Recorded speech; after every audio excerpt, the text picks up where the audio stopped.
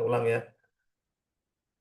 Kalau misalnya saya disuruh Pak Bos mengantarkan 3,75, kira-kira 3,75 kilo berapa waktunya? Ya tinggal lihat datanya aja di sini. Oh, 3,75 berarti 14 menit. Nah, 14,38 menit gitu ya. Nah, gimana kalau yang belum ada? Seperti di kasus ini, di penghantaran yang ke-26 ini. Nah, maka kita bisa lakukan pendekatan ini dengan analisa regresi, gitu ya, regresi linear sederhana. Data-data ini diplot di suatu koordinat kartesius sehingga dilihat tren datanya, tren garisnya ya. Nah, dari sebaran data ini mana yang paling mengikuti trennya?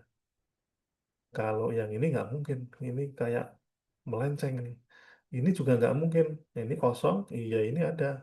Yang paling benar ya yang ini B ya, di antara ini dan ini, tapi arahnya ke sana gitu ya.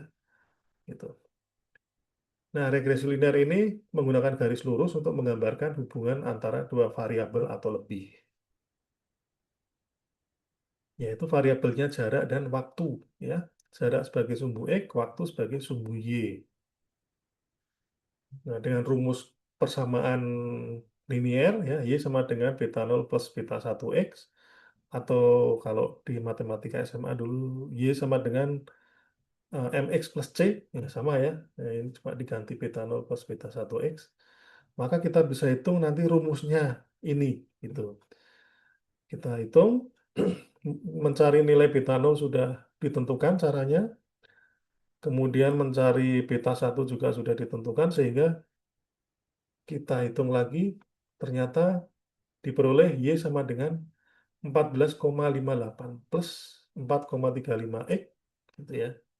Seperti itu. Nah, dari sini kita tahu bahwa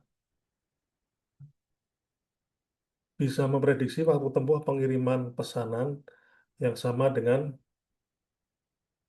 ini 14,58 plus 4,35 kali jarak ya.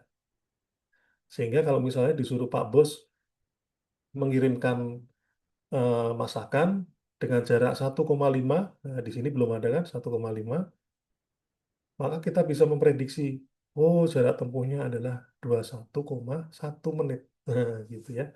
Seperti itu. Nah, ini kemudian algoritma ini dimasukkan ke dalam suatu komputer dalam bentuk program komputer sehingga kita bisa memprediksi secara otomatis berdasarkan dari data yang ini.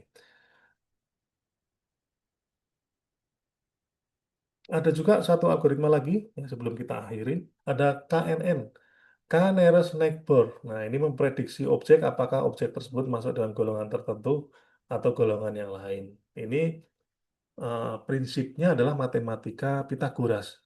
C kuadrat sama dengan A kuadrat plus B kuadrat. Nah, ini ada contoh nih. Ada contoh, ada tabel, ada merek, keasaman, kelenturan, kategori. Oh, kalau keasamannya 7, kelenturannya 1,2, maka itu bagus, gitu ya, kategori bagus. Kalau ada keasamannya 6, kelenturannya 1,7, itu kurang bagus. Nah, data ini siapa yang bikin? Nah, anggaplah ini ada seorang yang ahli, misalnya ya, ahli di bidang apa ini kira-kira kasusnya. Katakanlah bahan kulit kan, kali ya, gitu ya. Kulit yang memiliki keasaman 8, kelenturan 1,5, menurut ahli itu bagus. Kalau keasamannya 5, kelenturannya 1,3, kategori tadi kurang bagus. Nah, catatannya sampai sini. Nah, sekarang ada ya data baru yang kita belum tahu ini. Bagus apa enggaknya. 7,5, 1,1 bagus apa enggak? Nah, maka ini bisa diselesaikan dengan peramalan KNN ini. Salah satunya ya, nah, KNN. Nah, kita coba petakan, nah, visualkan 7, 1,2. Yang bawah ini eh, keasaman, yang atas kelenturan. 7, Ini 7, 1,2 gini ya. Ini yang 6, 1,76, 1,7 dan seterusnya ya. Nah, terus data ini masuk kriteria mana? Nah, 7,5,11 ini di sini. 7,5, 1,1. 1,1. Ini masuk mana nih? Gitu ya. Masuk bagus apa kurang bagus? Nah, itulah gunanya KNN tadi. K-Nairs-Neighbor. Dihitung seberapa dekat dengan tetangganya ya di sini. Nah, ini nanti juga dihitung dengan yang ini dihitung dengan yang ini dihitung jaraknya dengan yang ini. Maka rumusnya menggunakan rumus berbasis Pitagoras yang mana jaraknya ini disebut Euclidean. Euclidean. D ini adalah distance ya. Rumusnya ini. Akar X2 kurang X1 kuadrat plus Y2 kurangi Y1 kuadrat. Nah, sebetulnya mudah ya. Nah, rumus-rumus seperti ini kemudian dimasukkan ke dalam suatu komputer sehingga kita bisa mengetahui hasil prediksinya di sini. Nah, habis itu, habis dihitung, kita urutkan yang paling kecil. Nah, dimulai dari yang paling kecil ya, 0,5, 0,6 sampai yang paling gede. Yang paling dekat berarti kan yang paling kecil nilainya ya. Nah, itu masuk kategori situ berarti. Nah, ini contohnya ACGE 0,09, tetangganya jarak ke satu dengan tetangganya adalah 0,5, jarak dengan ketiga tetangganya ada yang kurang bagus, ada yang bagus ya. Ini yang bagus ini kuning-kuning, yang kurang bagus saya beri merah ya. Nah, merah ini juga merah ini nanti kalau sampai ke bawah.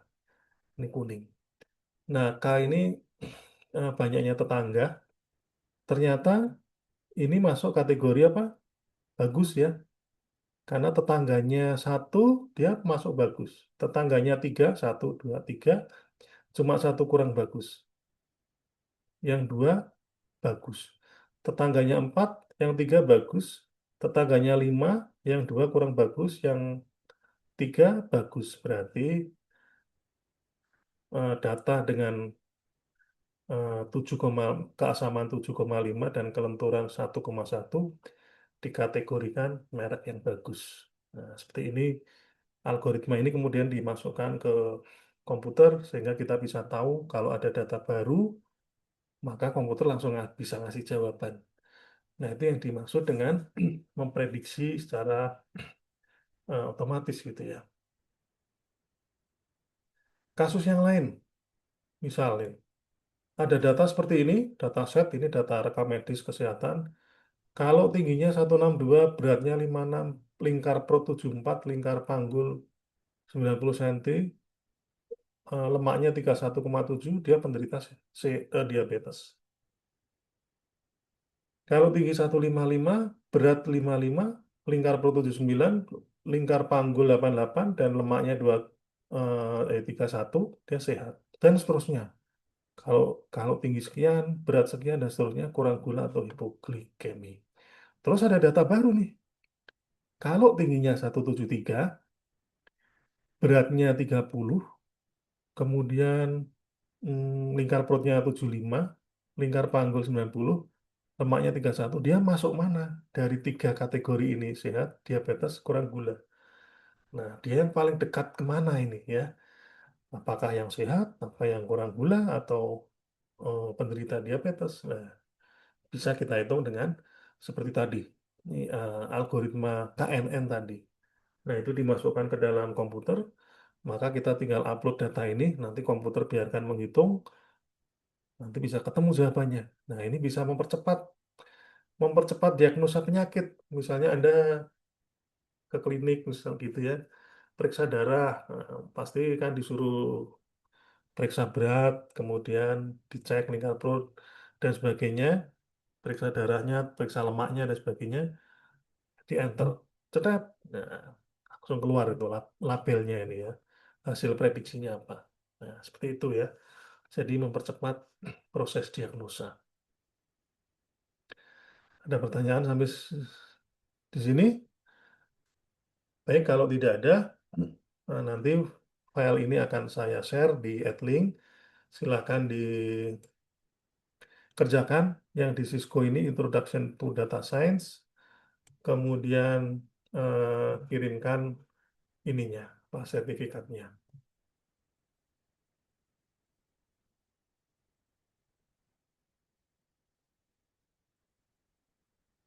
Baik, kalau tidak ada pertanyaan, saya kira dari saya itu dulu. Terima kasih atas perhatiannya. Assalamualaikum warahmatullahi wabarakatuh. Waalaikumsalam.